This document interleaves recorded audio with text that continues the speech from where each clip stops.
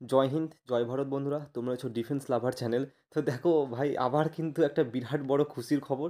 একবারে পুরো অফিসিয়াল, একদম পুরো অফিসিয়ালিভাবে ইন্ডিয়ান আর্মির তরফ থেকে আবারও একটা নোটিফিকেশান বের করে দেওয়া হয়েছে, যার কিন্তু মাঠের তারিখ ঘোষণা করে দেওয়া হয়েছে। কবে মাঠ বলে দিচ্ছি, 3 তারিখ মাঠ রয়েছে আর 6 তারিখ।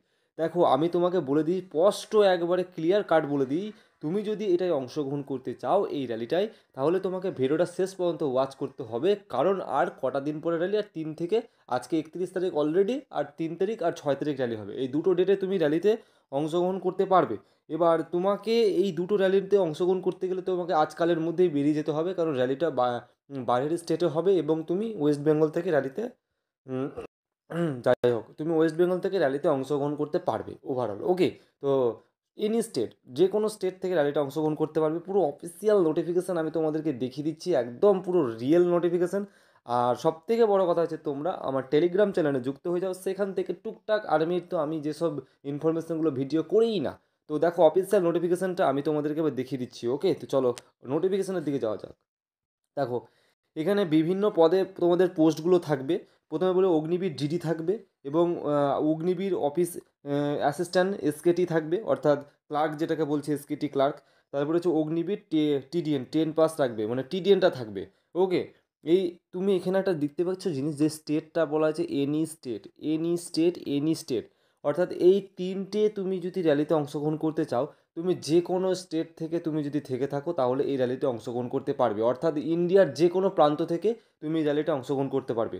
র্যালিটা কোথায় হবে এটাও বলে দিই, তার আগে সবথেকে বড় ব্যাপার এজ, বয়সটা কিন্তু তারা স্পষ্টভাবে এখানে ক্লিয়ার করে দিয়েছে। দেখো, এই এজের মধ্যে থাকলে কিন্তু র্যালিতে যেতে পারবে, কারণ একটা বাইরে যাবে র্যালি করতে, তো বয়সটা ভালোভাবে জেনে যাওয়া দরকার। দেখো, অগ্নিবীর জিডি, অগ্নিবীর তোমার ক্লার্ক বা এসকেটি, এবং অগ্নিবীর টেস্টম্যান, তিনটের ক্ষেত্রে বয়স কিন্তু 17.5 থেকে 21 হতে হবে। প্রথমত এটা মাথায় রেখে দাও। এবং এই তিনটের ক্ষেত্রে বয়স কিন্তু তোমাকে স্পষ্টভাবে উল্লেখ করে দিয়েছে, যে 1 অক্টোবর 2003 থেকে 1 এপ্রিল 2007-এর মধ্যে তুমি যদি থেকে থাকো, তাহলে এই যে অগ্নিবীর জিডির জন্য কিন্তু তুমি যেতে পারবে। তোমার বয়সটা দেখে নাও, যে তোমার বয়স যদি 1 অক্টোবর 2003 থেকে 1 এপ্রিল 2007-এর মধ্যে পড়ছে কি, ভালো করে একটু দেখে নাও।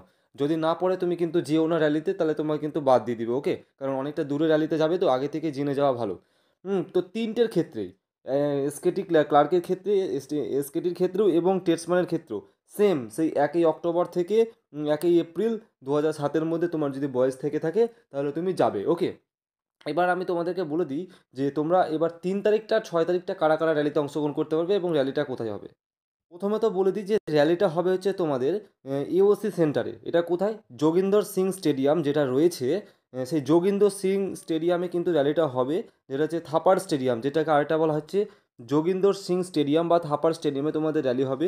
3 তারিখে র্যালিতে অংশগ্রহণ করতে পারবে কারা? যারা স্পোর্টসম্যান রয়েছে। ওকে, যারা ন্যাশনাল এবং ইন্টারন্যাশনাল, যারা কিছু স্পোর্টসম্যান সার্টিফিকেট রয়েছে, তারা কিন্তু অংশগ্রহণ করতে পারবে এখানে। ঠিক আছে। আর যারা ওই 6 তারিখে র্যালিতে অংশগ্রহণ করতে পারবে কারা বলে দিই।